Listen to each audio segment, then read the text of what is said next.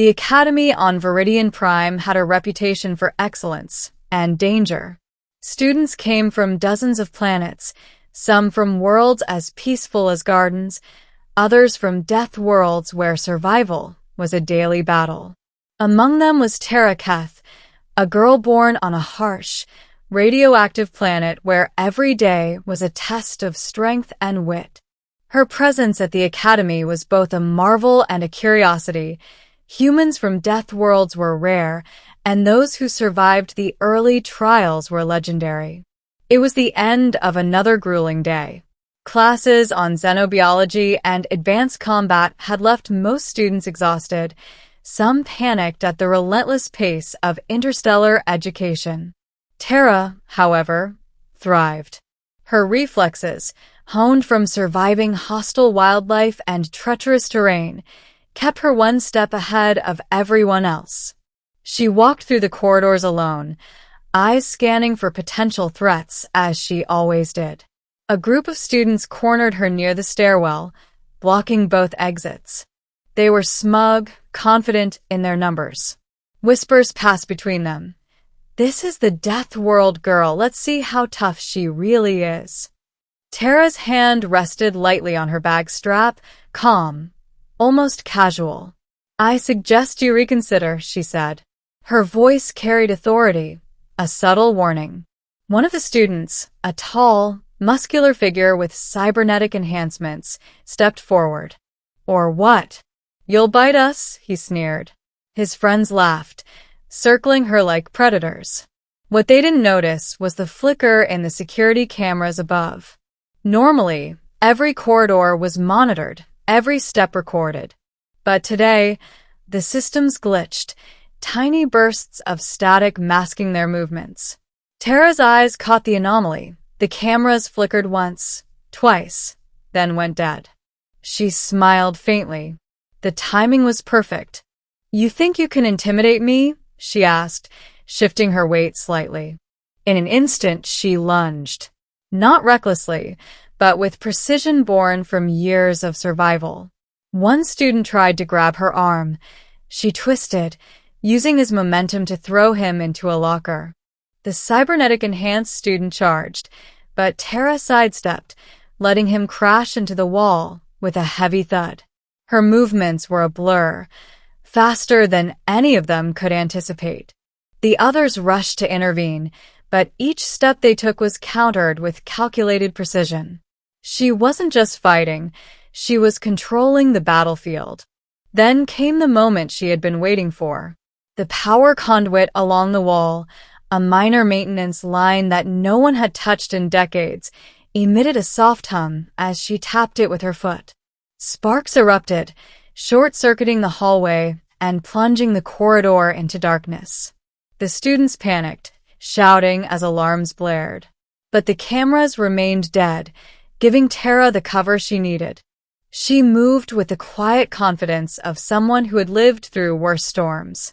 Each step was deliberate, each action conserving energy and maintaining control. Within moments, she had maneuvered them into a narrow stairwell. The confined space neutralized their numbers' advantage.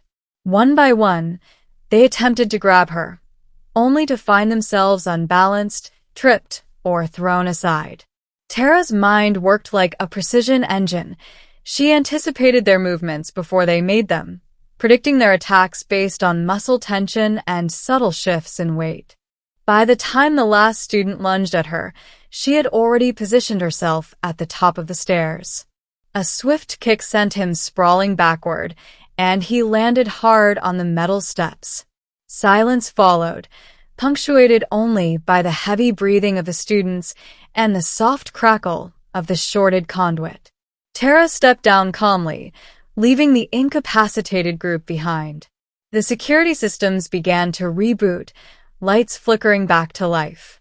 When the cameras came online, they caught only her walking away, composed, unharmed, and unshaken. The footage would later show the raiding students in various states of disarray, but no one would believe the precision and speed with which she had acted. In the following days, word of the incident spread throughout the academy. Students whispered about the Deathworld girl who had faced multiple attackers alone and emerged victorious. Instructors reviewed the footage, shaking their heads at her skill and composure. She had not only survived but had neutralized the threat without permanent harm to anyone. The students who had cornered her avoided her gaze. They had underestimated her, assuming that fear and intimidation would work on someone from a death world. They had learned, quickly and painfully, that survival in harsh environments forged instincts far beyond their comprehension. Tara herself returned to her routine, attending classes with the same focus as always. Yet there was a subtle shift in the academy. Students who once sneered at her now offer respect, and even instructors sought her insights during combat simulations. The story of the corridor incident became part of the unofficial curriculum, a lesson in foresight, adaptability, and the underestimated strength of those who survive against impossible odds. Weeks later, Tara trained in the empty corridors late at night. The same hallway where she had been cornered now felt different, a place where skill and courage had turned fear into empowerment. She practiced drills with precision, each movement a reminder that she was not defined by the challenges others threw at her, but by her response to them. The Academy's security system engineers had restored the cameras, unaware that the glitch had been subtly manipulated by Tara herself, a minor adjustment that allowed her to move freely and undetected when necessary. It was a skill she had learned on her death world, where stealth and timing meant the difference between life and death. By the end of the semester, the legend of the Death World girl who had faced multiple attackers alone was firmly established. Students spoke of her courage in hushed tones, instructors praised her tactical ingenuity, and the Academy quietly updated its curriculum to incorporate lessons inspired by her actions. Tara never sought recognition. She had survived because she had relied on observation, intelligence, and the unshakable instincts honed in an unforgiving world. The Academy, for all its rules and training, could not teach what she had learned from a planet where every day was a battle for life. Her legacy endured quietly as she continued to navigate the challenges of interstellar education, proving repeatedly that the underestimated often hold the greatest power.